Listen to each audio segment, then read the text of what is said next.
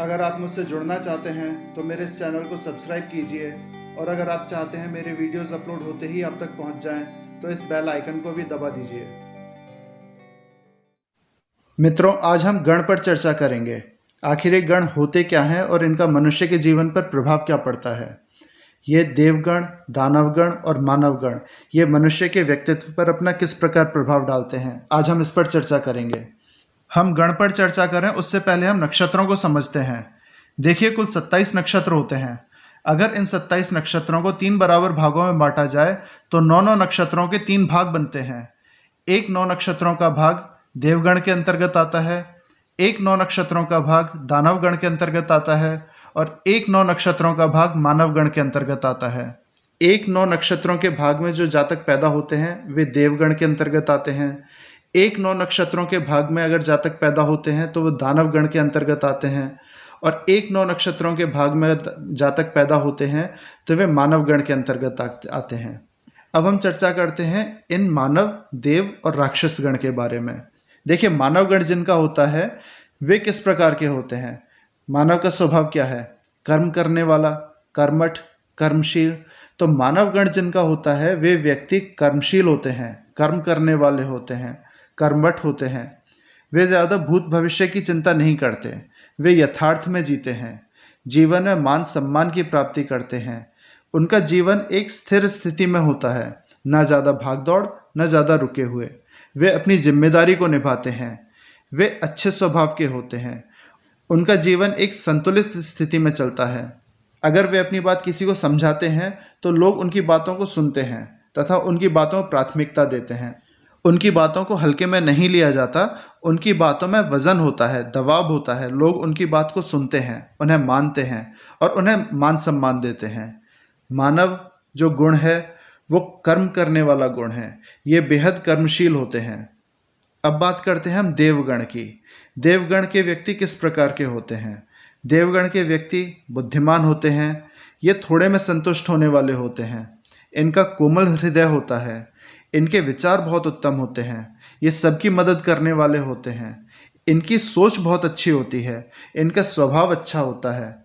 कुल मिला के इस तरह के जातकों में देवत्व का गुण पाया जाता है। अगर कहा जाए कि ये व्यक्ति देवता किस्म का आदमी है तो वो देवत्व का गुण उस जातक के अंदर होता है।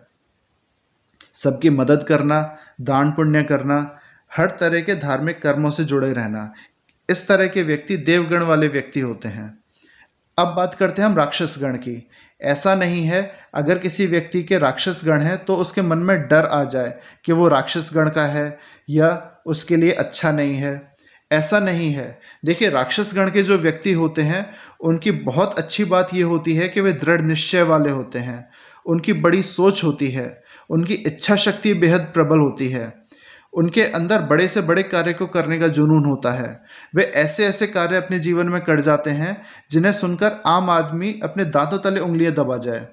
वे जबरदस्त ऊर्जा शक्ति के स्वामी होते हैं।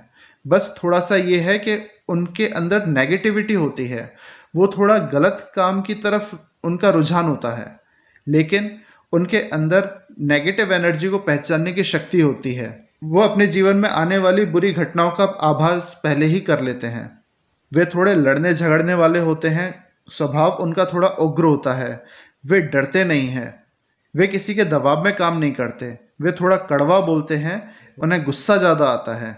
देखिए, मनुष्य को क्या चाहिए? सबसे पहला दृढ़ निश्चय चाहिए, बड़ी सोच चाहिए, बड़ा काम करने का जुनून चाहिए, प्रबल इच्छा शक्ति होनी चाहिए, एक डिजायर होनी चाहिए। ये जो चीज हैं ये राक्षस गण के व्यक्तियों के अंदर पाई जाती हैं। बस थोड़ा सा नेगेटिव पॉइंट यही है कि ये थोड़ा कड़वा बोलते हैं और इन्हें गुस्सा जल्दी आ जाता है। तीसरा, ये लड़ाई झगड़ा करने को तैयार रहते हैं। मैं ऐसे व्यक्तियों को सजेस्ट करूंगा कि ये ध्यान योग से जुड़ें, ये ध्यान योग करें और अपने स्वभाव को थोड़ा सा कंट्रोल करें, इनके लिए बहुत अच्छा रहेगा। अगर आपके राक्षस गण हैं तो आपके अंदर अपने मन में हीन भावना लाने की जरूरत नहीं है कि मेरे राक्षस गण हैं। आप हीन भावना से ऊपर उठिए और जो आपके गण हैं उन्हें आप पहचानिए। अगर आपके देवगण हैं तो आप बेहद अच्छे हैं, बेहद बुद्धिमान हैं, आप थोड़े से संतुष्ट होने वाले हैं, सब कुछ आपके पास अच्छा है, बहुत अच्छी सोच आपके पास है, मानव गुण अगर आपके हैं तो आप बेहद कर्मशील हैं, कर्म करने वाले हैं। आप ना भविष्य की चिंता करते हैं, ना आप भूतकाल के बारे में सोचते हैं। आप यथार्थ में जीते हैं, आप वर्तमान में रहते हैं।